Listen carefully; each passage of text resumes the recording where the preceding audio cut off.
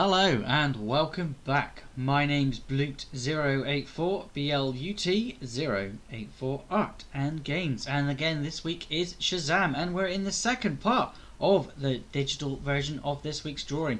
We've already done and completed the paper version that's been sketched, inked and coloured on Tuesday, Wednesday and Thursday, and now we're getting into the digital part, and probably this could be Thursday. It may even be Friday when this video is released. If you're watching this, don't forget to leave it a like, and if you have come over from an Instagram, let me know in the comment section down below. Scroll all the way to the bottom to find those comments, and beside that is subscribe if you're new to the channel. As always guys, most weeks when I do a comic hero, we listen to Comic Storian, and that is who we're going to be listening to today. As you can see in the top right corner, there is some more comics from Comic Storian. These are directly from the comics, or the new form, and you will find out about Black Adam, where he comes from, and also SHAZAM and how he got his powers from the new gods. Keep watching, keep listening, and enjoy the drawing, because I will be getting on with that very soon. So let's get that playlist going and begin. Wondered where SHAZAM and Black Adam even came from?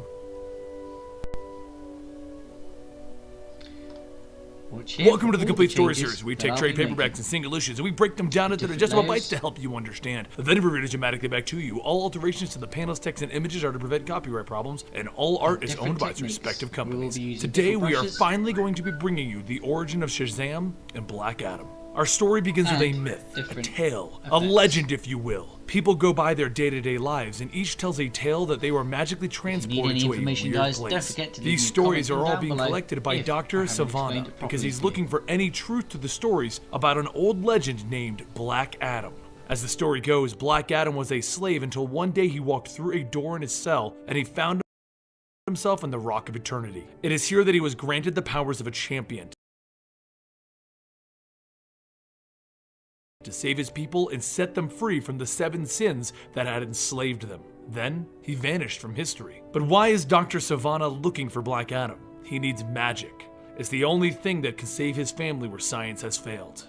But then he vanished. Meanwhile, a young boy named Billy Batson is getting placed into another foster home. He's been a constant problem for each home that he's been in, and each time he's been thrown back to the orphanage that he stays at. It's Christmas in the city, and while Billy pretends that he cares about finding a good home, he doesn't care. It's another home that he can run away from eventually. No one wants him around. As he's brought to the house, his new family is crazy excited to meet him, and he meets them. There's Mary, Freddie, Pedro, Eugene, and Darla! Darla is the most excited out of all of them because this means that she has a new brother. But Billy, in the infinite wisdom of a 15-year-old, tells her he's not her brother, and they are family. None of these kids are. Darla runs off crying, and Mary throws Billy into their room. She tries to talk some sense into him, but Billy ignores her and blows her off, leading her to realize Billy cares about no one but himself. How sad is that? The next day, the kids all go to school after breakfast, and they try to show Billy around, but as usual, he's blowing them all off until he finds them being picked on. So he decides to fight the 3 kids being mean to the others, and he successfully beats them all up until the principal shows up. It's in the principal's office that she explains to Billy's foster dad that Billy is a series of problems. Every school has kicked him out, and it's a bad record. To make matters worse, the father of the kids that Billy beat up is Mr. Breyer, a very respected businessman in the city who is funding many of the school's endeavors. And he's not a nice man at all. Across the world at this time though, Dr. Savannah is finally making progress as his men have found a magical wall that once he touches, channels the magical energies into his body, allowing him to see magic. Back with Billy, he begins packing his bags that night and he walks out the door. But another of the boys, Freddie, sees him leaving and assumes that he is running away, so he follows him to see where he's going. He finds Billy sitting in the zoo talking to the local tiger, Tawny. He walks over and he tells him, "Don't leave, Billy. Give the family a shot." But Billy explains that he was just there to feed the tiger. The tiger is the only thing in his family picture other than his parents that he can see, and he can't find his parents. So once Freddie realizes that Billy isn't running away, he begins to head back. But he stops to thank Billy for helping them earlier. Those kids are always picking on them, and it meant a lot to the family. Billy asks what he means by always, and Freddie tells him that they get picked on every day. Luckily, Freddie delays them while Mary gets the others away. This only makes Billy angrier, so the two of them decide to get back at the Breyer family and their rotten father. Meanwhile, Dr. Savannah goes deeper into the tomb of Black Adam as he can now read the magical symbols, and he finds an interesting keyword etched into the tomb, one that supposedly can free the man behind it. SHAZAM. The wall explodes, throwing the doctor back, and there stands Black Adam. Back with the kids, they're trying to hotwire Mr. Byers' car, but they end up setting off the alarm. Realizing that Freddy can't run on his crutches, Billy tells him to hide in a bush, and he makes a run for it. The kids come out of the house and they begin chasing Billy across the city, past the cars causing them to swerve, and down into the subway tunnels, where Billy boards the train, and then at a crack of lightning, is no longer in the city. The smoke clears and he finds himself in the Rock of Eternity. He walks around seeing all of the magical artifacts kept there, and he even walks past a talking mirror, talking worm, and a talking suit of armor. He follows a voice telling him to walk towards the light and passes some interesting looking altars dedicated to the 7 sins until he reaches an old man named the Wizard. The old man exclaims that he must be getting weaker if his magic brought a child here, but Billy tries to argue, telling him that he's not a child and asking him where he is. So after explaining that they are located on the Rock of Eternity, the greatest of the magical fortresses to ever exist, the Wizard stands up and asks, "Is this the mystical warrior that I seek? Is this boy pure good?" The Wizard can see all of Billy's troubles, problems, and attitude and deems him not pure good. But Billy asks him, "You're looking for someone pure good? That person doesn't exist." The Wizard tells him that he is wrong, and he will find this person. But Billy asks him, "How long have you been looking?" "A very long time.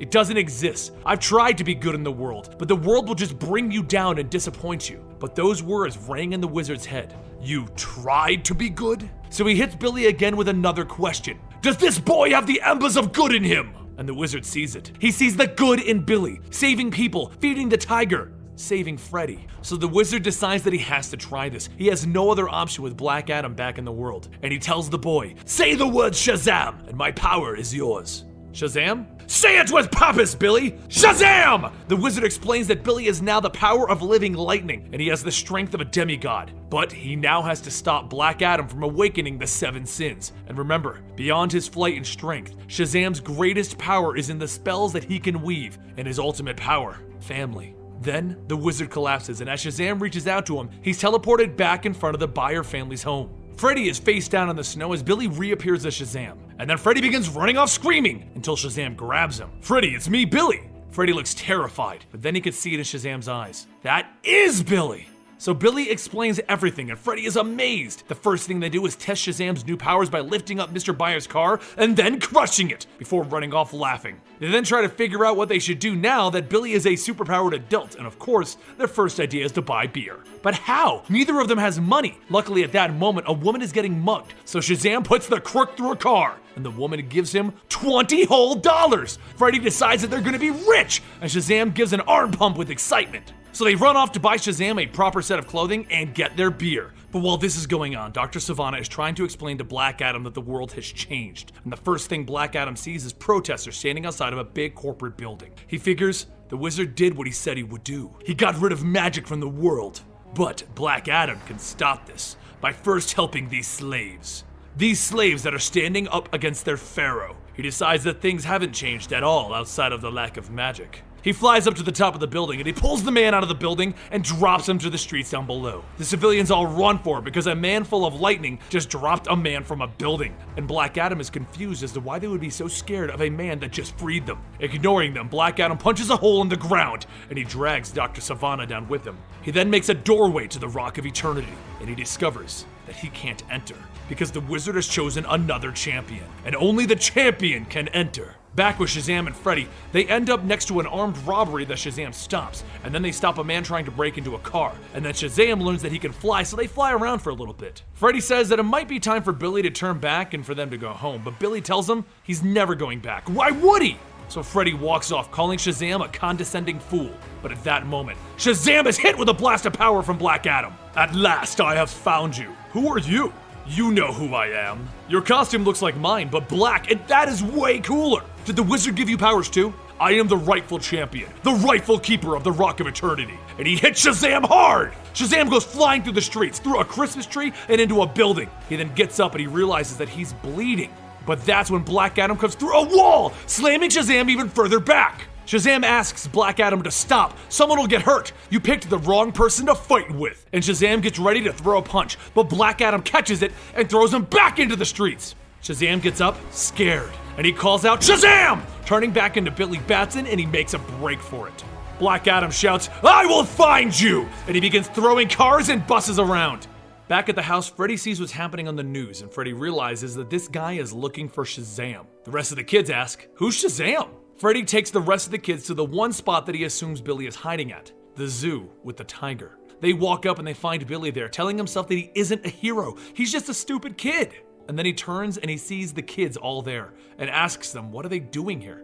Darla tells him that they want to see him change into SHAZAM. You told them, Freddy? What choice did I have? There's a psycho tearing up the city. Who is he, Billy? I don't know. He wants to kill SHAZAM, not me. But if I turn into SHAZAM again, he'll find me. Mary walks up to Billy. You need to stop him. He's hurting people, and they need someone to save them. They need a hero, Billy. The wizard gave his magic to the wrong person, Mary. I'm only a kid. So Darla takes his hands. But you're not a stupid kid, Billy. So he thinks about it, and he decides that he'll go back to the Rock of Eternity and look for answers. He takes the kids back into the subway, and he tries to get the train to take them back to the Rock of Eternity, but it doesn't work. Then, all of the lights go out, and the woman in the mirror from earlier pops up in the iPad that one of the kids brought. She explains that only Billy can see her because he's linked to the magic, and she can appear on any reflective surface. She explains that he is linked to Black Adam forever, like family, and it is up to him to stop Black Adam.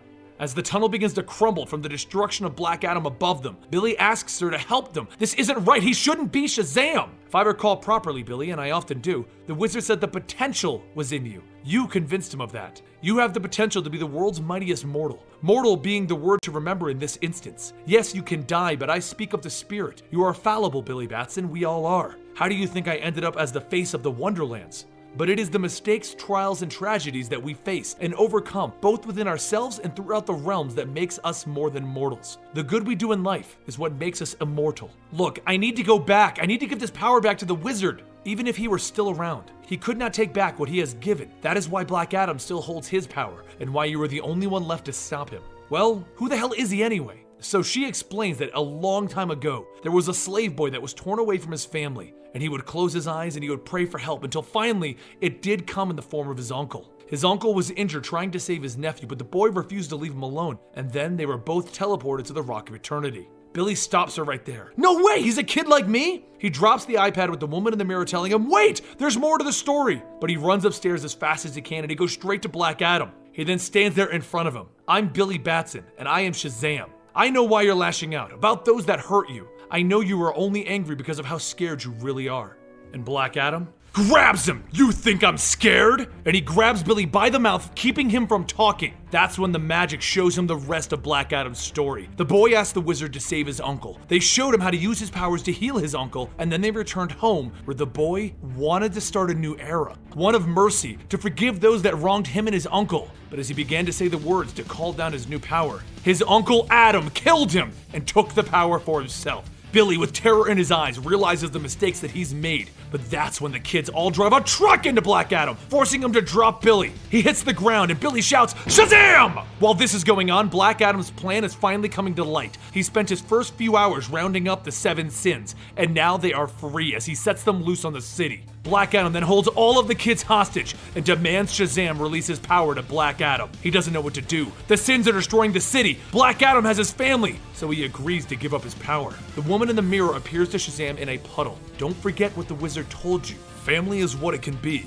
not what it should be. The secret spell! He shouts SHAZAM! And he sends his power across the street towards Black Adam. Black Adam shouts yes! And then he pauses. I don't feel any different. Behind him now stands the family, the SHAZAM family! Billy spread his power to his new family. They turn to SHAZAM. What do we do, Billy? Get him? All the kids tackle Black Adam. Black Adam throws a few of them off, but then each one of them starts doing slight damage to him. Even though he is able to handle them individually, he can't handle them together. So SHAZAM and Mary Marvel throw him through a nearby building. But then they see the being made up of all 7 sins rampaging through the city. So he asks his family to take care of the civilians and get them out of the city while he handles Black Adam alone. They begin their battle with the 7 sins while SHAZAM heads off to the local zoo where Black Adam landed. Black Adam jumps on him right from the bat and then he throws him into a nearby building, setting Tawny the Tiger free. As he goes in to finish SHAZAM, Tawny jumps on Adam, so Adam throws him aside. Seeing his animal friend is now injured, SHAZAM spreads his power even further, turning Tawny into his animal avatar. Tawny, now the size of a building, jumps on Black Adam, but SHAZAM feels his powers weakening as he is now damaging the spells that he has already cast because he's casting them improperly. Black Adam sees this as his chance as the two of them take their fight into the skies. "You are no champion! You are only a boy!" he shouts. As Black Adam throws him into another building, all of the kids begin to lose their powers. So SHAZAM has another idea, and he screams, "SHAZAM!" turning back into Billy Batson. He looks up at Adam. "You're no hero, you're a bully." And Black Adam grabs him by his shirt and he holds him up. So Billy offers a deal. "I don't want anyone else to get hurt. Let's take this fight outside of the city. A fair fight, and if you win, I'll give up the power. If I win, you leave and you never come back." "No," Adam says, smiling. "Then kill me. Kill another kid. Tell yourself it's for the good of the world." Adam grits his teeth, and then he shouts, "SHAZAM!" turning himself back into his former self. He looks in shock at his own reflection. He hasn't even seen himself since he turned into Black Adam all of those years ago, when he sacrificed his own nephew. Billy tells him, "I guessed right. You haven't changed back since the moment you murdered your nephew, have you?" And that was centuries ago. Adam realizes what he just did, and he jumps at Billy, but he begins to age to his proper age. First old, then frail, then dust. Billy then shouted, "SHAZAM!" changing back, which was enough to scare the seven sins as they scattered into the winds, ending their reign on the city. All of the kids cheered and Billy smiled, while the woman in the puddle told him, magic has his champion again. And thus, the tale of SHAZAM's origin has been told. I hope you guys enjoyed this, and sadly there is no follow-up to this story, so we did have to drop a couple of things that were probably intended to tell you more SHAZAM storylines. I am hoping that more comes out about him, but as of right now, this is the only dedicated SHAZAM storyline. So like I said, I hope you guys enjoyed it, and I'll see you next time right here at Comicstorian.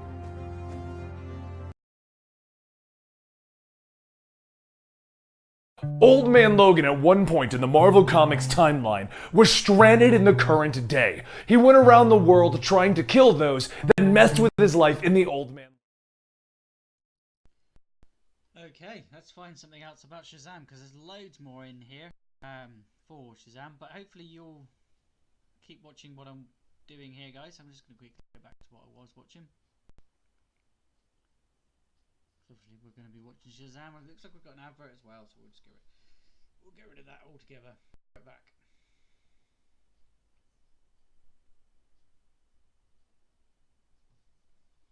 But hopefully you've been watching in the corners where I showed you the look in the layer section, so you have seen what I have been doing while I quickly find something else to watch. Again, this isn't live, but it is recorded, and I've got no way of editing at the moment, so bear with me.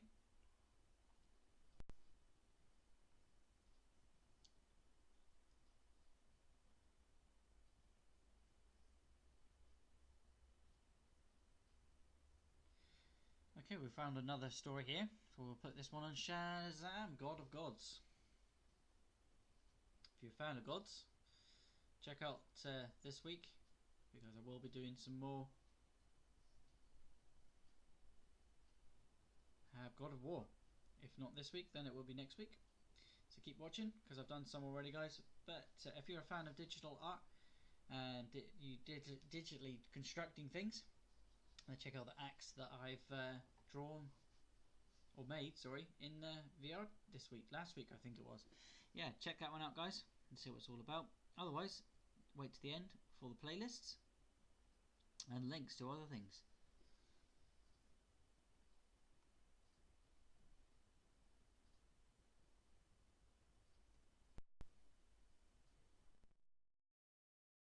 In single issues, and we break them down into digestible bites to help you understand. Then revert automatically back to you. All alterations to the panels, text, and images are to prevent copyright problems, and all art is owned by its respective companies. Darkseid has fallen, and with his death, the power of various gods has been granted to members of the Justice League. We have various videos on each of them, and the death of Darkseid itself is contained in the video, Darkseid War Act 1. But as Darkseid died, Billy's connection to the gods that granted him SHAZAM's powers blinked, and new gods moved in. He now stands in a crater in the middle of Philadelphia, stunned as new beings are trying to speak in his head, trying to command him. tell him where to go. But one voice breaks through, the wizard that granted Billy his powers originally. Batson, listen to me. The old Pantheon is gone. Pantheon? What does that even mean? Wizard, you're alive? I tried to help you, to find new gods, but I was a fool. One, Zonuz. If you set him free, he'll savage the universe. Billy is very confused, and he looks at his hands and he realizes that one of them is on fire.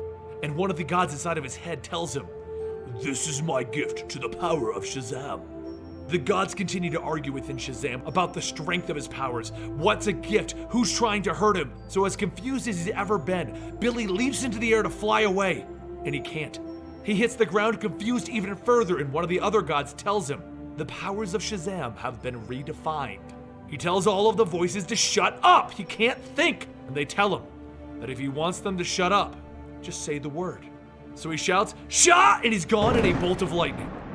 He appears in a garden, and a voice tells him that he has reached the source, where all things come and return. The goddess Annabelle steps forward and explains. While the wizard grants Billy the title of SHAZAM, it is the gods that the deal is struck with, and Annabelle is one of the new pantheon that makes up SHAZAM. The shockwave from Darkseid's death disrupted the connection to the gods, and in a desperate attempt to not leave SHAZAM powerless, the wizard struck new deals with new gods. But before he could finish, Billy asks, who is Zonuz? He is something terrible, an ancient and putrid force, the first to wield the Torment Sanction, and the original god of evil. When he was finally defeated, he was sent back to the source as all gods are, but he hopes to use the power of SHAZAM to escape from the source once again. While you are our boy, Billy, and unable to withstand him, we are gods and we hope to help you. Billy then vanishes and he stands in front of SHAZAM, the dancer of destruction, and the god that grants Billy his strength now. SHAZAM explains that the gods intercepted Billy mid-lightning crack, and when he goes back, he'll be right in the middle of the fight with the wizard and Zonuz. They need to prepare him for his return. The god SHAZAM calls him weak, so Billy snaps at him, and this impresses SHAZAM, so he sends Billy to his next goddess. Her name is H.A.Z.A.M, the goddess of impulse, and she explains that he needs to keep Zonuz from getting the staff. If he can win. But if Zonuz gets the staff, all hope is lost. Then, in another crack, Billy is at the next god, Hominur, the god of fire, art, and death. Billy asks if he's going to tell him what he needs to do also, but the god refuses and tells him that he'll tell him what Billy is. SHAZAM is a vessel for the might of the gods. Billy is lucky to be that vessel, but he is not essential. They are only with him until he fails, then he forfeits his gifts. But Billy tells him, really? A vessel? That's what we're gonna go with? You better rethink what I am. And in a crack, he goes to the next god. But there is no next god. It is the wizard battling against Zonuz. Zonuz demands the staff, but the wizard gives him a defining no, and then he takes a massive blast from Zonuz, throwing him to the ground. Billy sees him and he asks if he's okay, but the wizard tells him not to concern himself with him. Don't let Zonuz take the staff. Stop him! Billy looks up at Zonuz and asks, who is that? But Zonuz yells out, I am Zonuz, but like my son, I chose a different name. Yuga Khan, father of Darkseid! He holds the staff up and he declares that he has the power of 4 gods to bolster his own. And with this might, he'll punch a hole through the source itself to reclaim his son's throne, raise the earth, and deface it with volcanic sores. Billy looks up in shock. Darkseid? Oh my god, it's not over. You'll never reach Earth, never! And Yuga Khan hits him with the power of the staff and then begins to fly towards the hole in the source. But that's when behind him he hears a young boy. You're not going anywhere. You don't know the first thing about SHAZAM! Your plan was over before it started. And then Yuga takes a swing at SHAZAM, so SHAZAM dodges it. He then punches the sword as Yuga throws it down on him.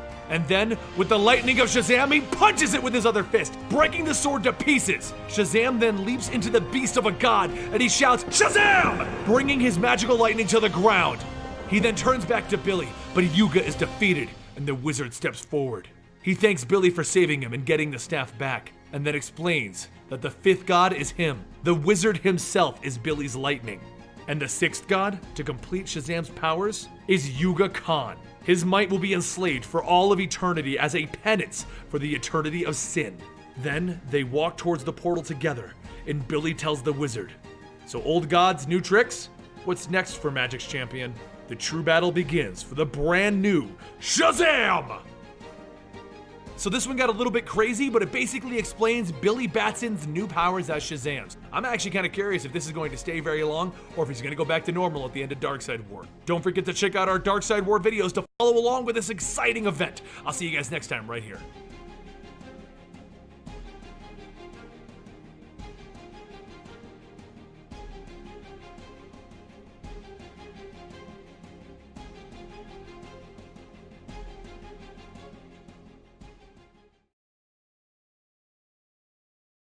One-and-One Ionos, the new brand for email, domains, and websites. Now I need the right domain name for my label.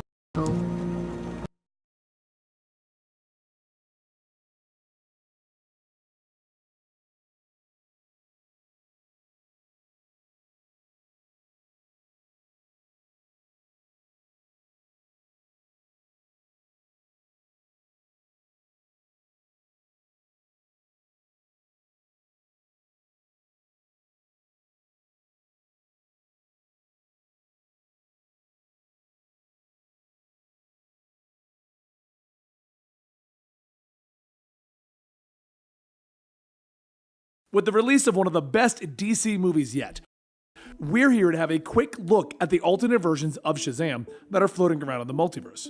Quick history lesson though, the character was originally called Captain Marvel, first appearing in Whiz Comics #2 in 1940, published by H.A.Z.A.M Comics. The adventures of Captain Marvel would continue to be published until 1953, when H.A.Z.A.M was hit by a lawsuit from DC Comics, stating that Shazam was just a copy of their Superman character. In 1972, Billy Batson and his supporting cast would be reintroduced by DC after they licensed the character from H.A.Z.A.M Comics. His name would officially be changed from Captain Marvel to Shazam during his New 52 revival. Jump forward to 2019, and Shazam is now starring in a major motion picture that is so good.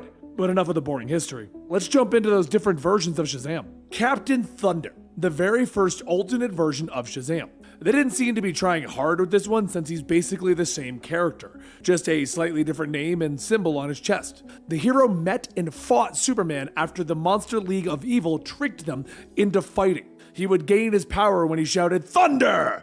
And he gained all of his abilities from Tornado, Hair, Yunkas, Nature, Diamond, Eagle, and Ram, which is a pretty lame list. But it was the 70s, what do you expect? Captain Thunder from 1982. Up until this point, Shazam and the Marvel family all resided on Earth S, separating them from the main DC continuity.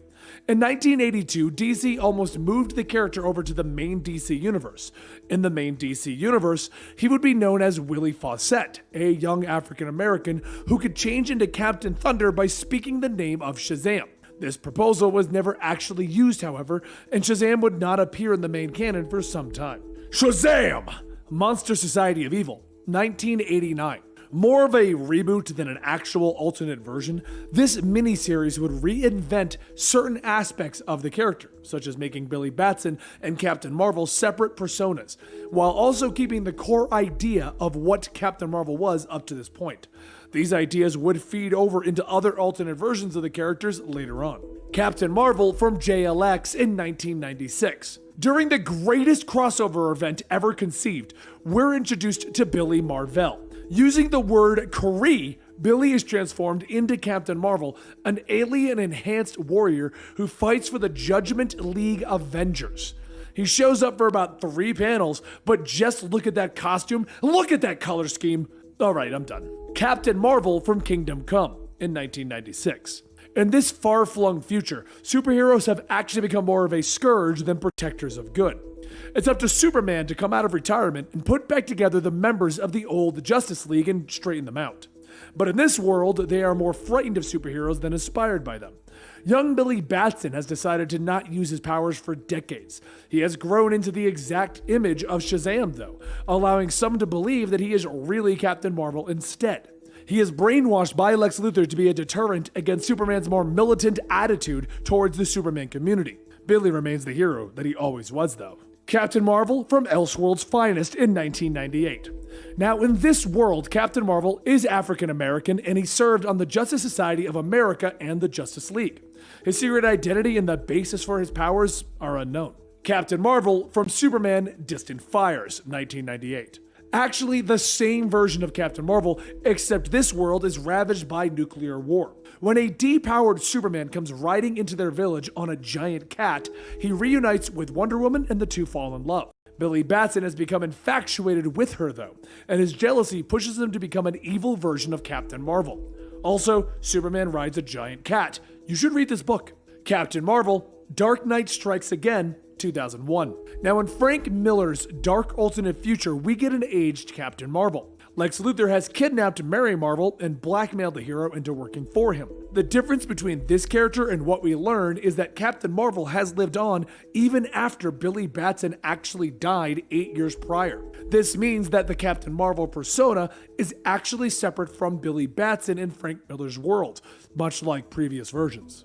Captain Marvel from Earth 5. In 2007. This version mirrors the original Captain Marvel, except that Billy Batson is a reporter for the Wiz Media, and he's once again a separate entity from Captain Marvel. This version would go on to reappear in the Multiversity comic event from Grant Morrison.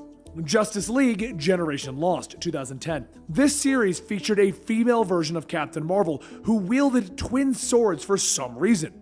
Her civilian name was Sahar Shazin, and no other information has ever been known about her. Captain Thunder from Flashpoint 2011. Possibly a nod to the past or because coming up with new character names is hard, but Captain Thunder would once again appear during the Flashpoint event. In this alternate world, Captain Thunder has all of the same powers as the regular universe SHAZAM. However, the power is split between 6 children who must speak the word together to combine and become the hero Captain Thunder. This idea would be carried over into the New 52 version of SHAZAM, with the children becoming the foster siblings of Billy Batson and even gaining their own powers during the SHAZAM backups in the Justice League comic books. Once they gained their powers, they would then become the new version of the SHAZAM family. Mazash. This evil alternate version of the hero would appear in the Forever Evil arc. Alexander Luthor from Earth 3 speaks the magic word and transforms into Mazash. With his powers, he is able to kill and take the powers of other superheroes. He is, however, killed by the main Universal Lex Luthor. Also, I'm sorry, but the SHAZAM name backwards is a dumb name for this character. I'm just saying, he's super powerful. Why couldn't he be like Evil SHAZAM? Just makes it easier. And there you have it, the alternate versions of SHAZAM. Now, let me know in the comments down below what other heroes maybe you want us to cover their alternate versions of. We have kind of a lot of them coming up in the Avengers that we could very easily cover. But what do you think about the hero of SHAZAM?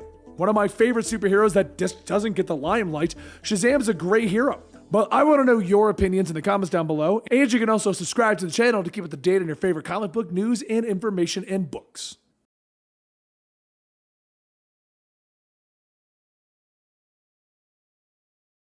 Honey is an online shopping tool that automatically searches the entire internet for the best promo codes available.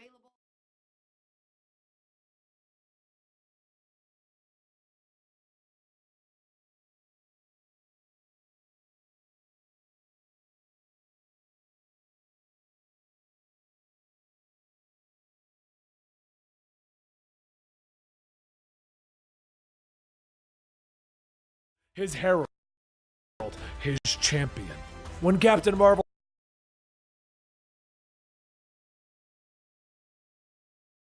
SHAZAM is an interesting character with a rather crazy history involving him being a part of the DC universe. Today we're going to be covering an older storyline in which Superman and SHAZAM actually met. Now, this is before the New 52 renaming of him, so he is actually known as Captain Marvel at this time, and SHAZAM is the actual old wizard, okay? There's also no kids. This is like an earlier version of SHAZAM where it's just Billy Batson. If you're wondering where you are, well, this is Comic Story, and we do the complete story series where we take some of your favorite pop culture icons and we break down their stories into digestible bites so that we can read them dramatically back to you and give you like an audiobook motion comic drama kind of a thing. I hope you guys enjoy. At the Rock of Eternity, the great wizard SHAZAM sits on his throne thinking. They have come to a crossroad. Fate rises up from the dirt like the rock that builds the mountain. He can see time's horizon as easily as a sailor that sees the sun dip into the surface of the ocean. They are entering the second age of great heroes. It is before the coming of the Amazon, the Speedster, and the Space Knight. As time passed, the world begins to know Superman and how he protected Metropolis. But in Fawcett City, another hero is about to be known. Across the sky, a pilot begins to lose control of his plane, and it begins to head straight into the busy street. The frantic people begin to run for cover just before that plane hits, except instead of crashing, the plane stops. The people slowly begin to open up their eyes, and a voice tells them, "Don't worry, everything is under control." They look back and they see him, Captain Marvel. SHAZAM watches Captain Marvel from his throne, for Captain Marvel is his disciple, his herald, his champion. When Captain Marvel says the wizard's name, SHAZAM, the powers of the gods themselves run through his veins. This is the first of many steps that Captain Marvel will take on this journey, but he is in a battle with fate, and fate is an emotionless creature, as well as an inexhaustible foe.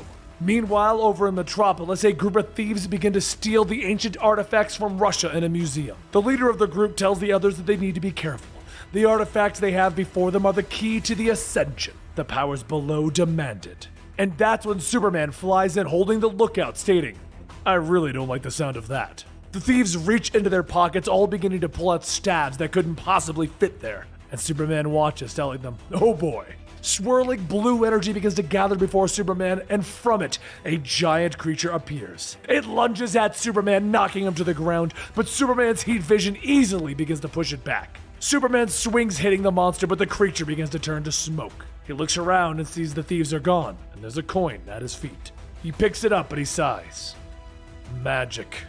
The next morning over at Fawcett City, Captain Marvel finds himself fighting against a pair of giant robots trying to destroy the Fawcett City Solar Center construction site. The robots begin to kick down some buildings, and Captain Marvel thinks to himself, a few months ago he would have loved to have seen some fire-breathing robots up close. But strangely enough, it seems to have lost its appeal now that he's here. One of the robots tries to step on Captain Marvel, so he grabs and rips that leg off, throwing it into the head of another. He then turns to fly over to the other robot, but the fallen one grabs a fuel truck, throwing it into the air. Captain Marvel grabs that truck, spinning it around, throwing it back down, blowing it up, and the robot. He then spins back to the walking robot, shooting through it, ripping out its wiring from the inside out. Once these robots are taken care of, Dr. Bruce Gordon, the Solar Center's chief scientific advisor, steps out to personally thank Captain Marvel for his services. But along with his thanks, he asks if it'd be possible to keep the wreckage so that they can figure out why they may have been attacked. Captain Marvel laughs, "Ha! I usually mount the big ones in my den." And Bruce asks, "Really?" Captain Marvel flies up, telling him, "No, it was a joke, but if it's alright with the authorities, you can keep them both." Later that night in the abandoned subway, Billy Batson and his friend Scott read the paper, and Scott says, "Mount them in my den? You're such a dork." Billy shouts, "No way! It was I grew up in Appalachia. Wild, shirtless in the summer.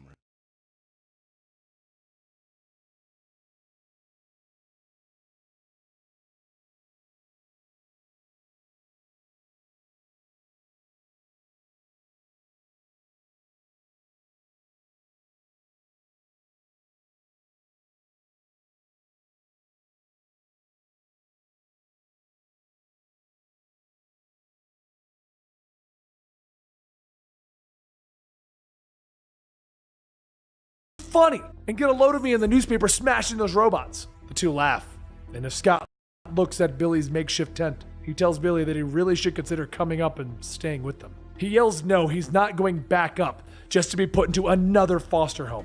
And then he holds up the paper stating, "Besides, all I have to do is say one word and I'm fine." As he looks at the paper, he sees an article about how the Metropolis Museum was robbed of its Russian artifacts. And he comes up with a great idea. Elsewhere, Dr. Thaddeus Savannah of Savannah Industries and his vice president David Tan ask why he isn't dead yet. What Gordon was working on was only supposed to be a PR project, destined to fail, not actually work. Looks like they just need to learn more about this Captain Marvel. Back with Billy, he heads over to the McKean History Museum, and he notices a group of thieves breaking in. He tells himself that he knew it. They're here for the old Russian stuff. Well, SHAZAM! A bolt of lightning strikes down in the dark alleyway, and as that smoke clears, Billy stands there as Captain Marvel. He heads inside, telling the thieves that he's pretty sure they're only allowed to take things from the gift shop. Even then, he'd have to pay for it. As the men turn around, they show themselves to be the same men that Superman fought back in Metropolis. But this time, they conjure up a green energy, and 2 goopy monsters rise out of the floor. Billy laughs, stating, "Aha, let's see what these guys are made of." And 2 seconds later, Billy is knocked out of the museum into the street. As he gets up, a voice calls out asking if he's okay, because it looks like he could use some help. He looks up and he sees Superman floating before him. Billy jumps to his feet shouting, "Wow, you're Superman! Oh man, it's such an honor to meet you, and holy moly, you're Superman!" Superman laughs, telling him, "Yeah, that's me. I was just..." But before he could finish, the 2 creatures burst through the doors of the museum, and Superman says that it looks like he's got his hands full here. Billy nervously laughs, telling him that it's nothing he can't handle, but you know what? I could always use some help.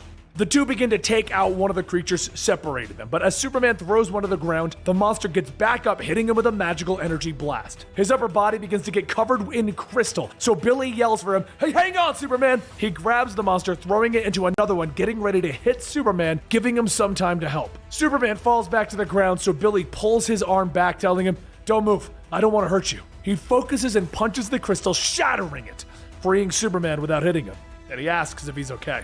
Just then, one of the monsters jumps on the 2 of them, so Superman tells him he's all right, and he blows out his Arctic breath, freezing the monster in place. Billy looks at the creature, stating, "Holy moly!" But before they could deal with the monster, the other begins to fire a second magical blast.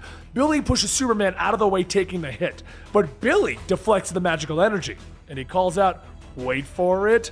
Once he's close, he grabs the monster, throwing it into the air, and then Superman freezes it, letting it shatter when it hits the ground. Billy shouts, laughing, "I wish I had that ability!" And Superman tells him that he seems to be getting by just fine. He shrugged off that blast like it wasn't even there. And Billy tells him, "Yeah, it was a crystalline force beam. It's actually how malice trolls excrete their waste." Superman looks at the broken pieces of the monster and he asks, "You fought these before?" And Billy tells him, "No, I just know things. Wisdom of Solomon." Afterwards, the 2 of them fly off to Mount Everest, where Billy asks Superman what it's like to grow up with powers. Superman tells him all about the things he used to do when he was younger, and as he mentions his father, Superman trails off. He says that he's sorry, but he really doesn't talk about himself like this with anyone. He's made it a point to keep his personal life and his hero life separate. Can't really go on stating who he specifically is. Billy tells him, "Yeah, I get it. I just think it kind of stinks." Meanwhile, back at Fawcett City, down on the streets, the thieves from before gather around a man that is tied up and bound, as the leader tells everyone that they're about to begin the ritual. From the powers below, from the dark depths beneath us, grant your disciples the gifts. Join us on earth in the flesh of this vessel. Come to us, Satan. I am Belial. Come to us, Beelzebub, Asmodeus, Cretus. Give this man your gifts. Now, Timothy, claim your birthright. Say the name. Say it. The man, Timothy, looks around panicked and quietly says, "Sabak." Just then the ground cracks and a dark red energy rushes out of the ritual site into the sky. Across the city at the Solar Center construction site, the sounds of destruction can be heard and the sky begins to turn dark. One of the workers begins to shout, "Oh God!" And as a part of Bruce's face turns blue, he says, "No, it's not about God at all." Back at Mount Everest, Superman hears the sounds of chaos and he tells Billy that their talk's gonna have to wait. There's something going on back at Fawcett City and they have to go now. As the eclipsed light shines, both Sabak and Eclipso have risen. But to know more about Eclipso, we may have to look into the past, when nature created what was known as the Spirit of Vengeance. It was birthed to maintain order in the universe and administer retribution to punish the wicked. However, unattached from a human host, the spirit lacked a sense of morality. Unable to destroy its creation, the universe confined the spirit into 1,000 black diamonds, one of which made its way to the remote Pacific island of Diablo. There, Bruce found himself fighting against the diamond's power, but in the end, he lived and claimed that diamond. Now he is the one who possesses the gemstone of the dark spirit of Calypso, or rather, it possesses him. Back in the current time, though, Billy and Superman arrive back at the city to find Sabak destroying everything in his path. Billy tells him that he can feel it. There's a large amount of magic here. Sabak shouts for everyone that they should flee or succumb to the power that burns throughout him. Billy and Superman swoop down, picking Sabak up, and Billy asks, "Do bad guys always talk like this?" Sabak breaks free from the hero's grasp and turns back, breathing fire in their faces, flying off. Superman dusts himself off, stating, "So apparently he can breathe fire. Gonna have to watch out for that one." Meanwhile, back at the construction site, Eclipso places the small black diamond into one of the solar panels, stating that it's time for him to get to the workers. For today is a very dark day, and where others see darkness, I see light. A dark light beam shoots up into the sky, and as the world darkens, Billy stops moving and shouts for Superman not to move. Just then, the dark rays of light pierce through the sky and down into the people of Earth, turning them into Eclipso's thralls. As this happens, back over at Dr. Thaddeus' office, he watches. And David says that their agent Spec has returned. Thaddeus tells Spec that he is impressed. How did he manage to avoid the fire and brimstone falling out of the skies? Spec says that he's always been good at walking between the raindrops. He just has to give the information that was requested. Would he care to know where Captain Marvel lives? And how about when he's most vulnerable? Over at the construction site, Eclipso looks around, stating that this was much easier than he thought. Now the real work can begin. Just then, the solar panel with the black diamond is destroyed, and Calypso shouts, asking, "What trickery is this?" Superman tosses a piece of the solar panel to the side, stating, "No trick, I just took apart the machine, and now you're next." Calypso grabs the black diamond, shining its light on Superman, telling him, "Hardly. You smell of flesh, of blood and bone. You are mortal. However, it is not your heart that I am seeing, but your humanity. Come, Superman, fight me." Just then, all of the thralls under Calypso's trance rush and grab onto Superman to hold him down. Calypso then tells him that he should be able to fight them off, so long as he's comfortable killing a few of them on the way. Up in the sky, Billy is currently fighting Sabak though, and as Sabak yells, there's something that Billy notices. Every time the Sabak refers to himself, he never says his name. After knocking Billy to the ground, Sabak grabs him by the hair, shouting, "I am an instrument of evil, the right hand of every entity, every lord of darkness that fills my name." Billy asks, "Fills your name, huh?" And he thought so, punching him. Back with Superman vibrates the air around him, gently pushing the people off of him, and he escapes into the sky. He then scans the ground, looking for where it all began, and that's when he sees the ritual site where Sabak was brought forth. Superman crashes through the ground onto the site, disrupting the chanting men, and slowly the sun shines bright once more.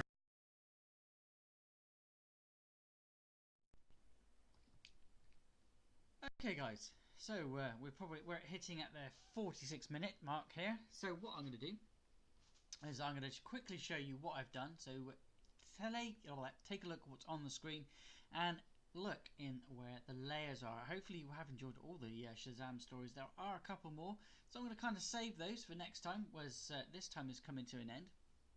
If you have enjoyed this one, guys, again, don't forget to click the links that will appear at the end for some more from Shazam or many more different other digital artwork and paper artwork. But if you're here to watch some games and you've just sort of caught this one on the back slide, then check out all the other playlists and many other videos, as I don't just draw, I also do play a few games, some on the PlayStation, some on the Xbox, a couple of VR games, and some other things to do. If you are a fan of Xbox games, I will be live over on Mixer this weekend, as I always am over on Mixer on the weekends. Sometimes I play GTA, so everybody can join in with me, whoever has the game. Or if you have a particular game that you want me to play over on the Game Pass, then check that one out. Otherwise, I'll be live over there tonight. And if you're watching this one back, guys, then they should be uploaded already. Some of it's just cause at the moment, but I've got a few more games in the pipeline. But I'm going to get a little bit finished, show you a little bit more what I've done here. And yeah, guys, this is the digital version of Shazam. It's not complete. It will be completed in the next episode, because in this one here, let's turn the two layers back on again. There's layer 1 from the paper version. What I'll do is I will get rid of every single layer other than the main bits there. So let's get rid of all of those. So that was the main image we start with. This was the one I drew on Monday. I did sketched it all out on paper. And then on Tuesday I inked it over. Kind of similar thing that I'm doing here, but I'm doing it in the reverse fashion. As with digital artwork, you can faff around, you can delete, you can smudge off, you can do a whole lot more stuff that you can't do on paper, that is. But yeah, I'm going to get this one completed. I'm going to get this one completed and done hopefully by Sunday. If not, then I'm just going to trail it on until next week, because it's the Easter holidays and I'm just sort of faffing around. I might play some games, more games next week, and bring you some more digital artwork instead of doing sketching next week. Who knows? What do you want to know? Come over to Instagram and let me know. Click the links as always. But yeah, we did the eyes. We did all these. Needed to be on different layers. You can see as I was doing it, but if you don't know what I mean, then rewind to see them. So we've got all the back there and another color layer. That's the main color layer. If I was to get rid of that layer, then that layer there, you'll see the colors in full thing. And it's what I'm aiming to do. I will be putting in the muscle structure, or a semi-muscle structure. I'm gonna really faff around with this part because I really don't like it. So I'm just going to keep going on with it, getting some more done. Looks like eating too much ice cream there, but yeah, I'm going to get rid of those so you can see what I mean. We're going to put those lines in where they're needed. I did put that over there over the top as just a guideline, as you can see here. That's what I've done here. So then we'll turn on to the next layer, another color layer. Again, one color layer for one part of the cloak and another for the other part of the cloak, for underneath and on top.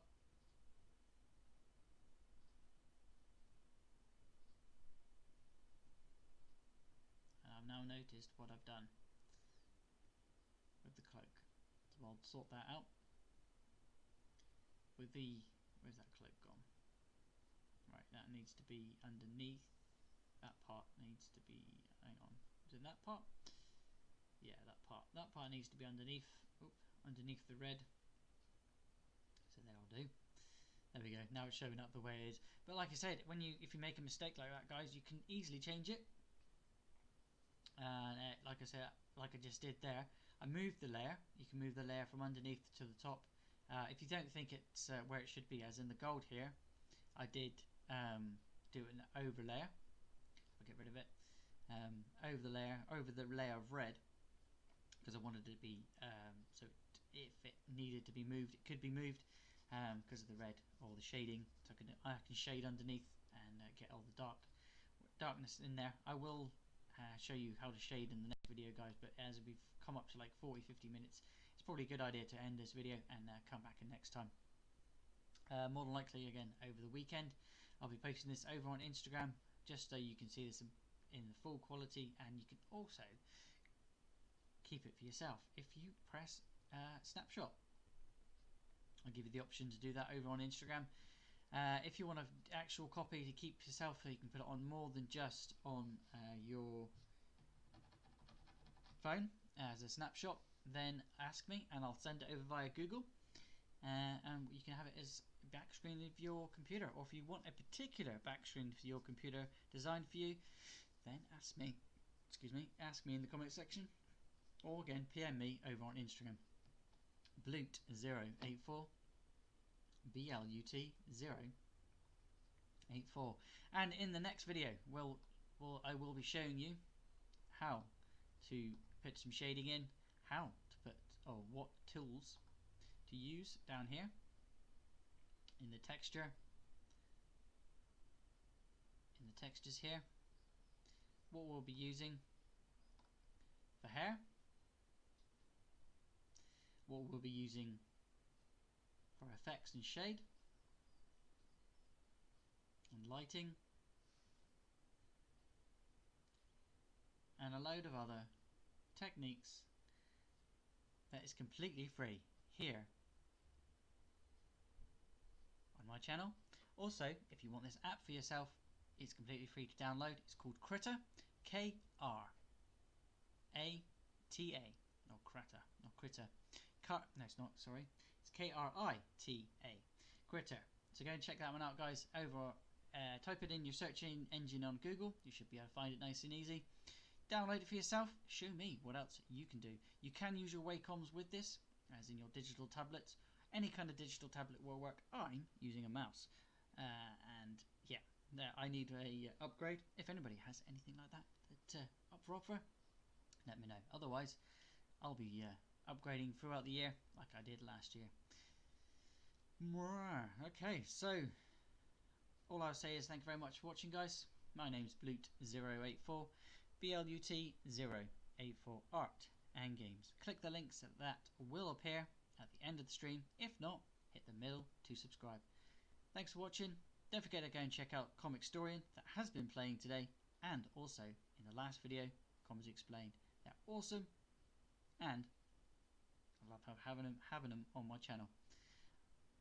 Thanks for watching, guys, and goodbye.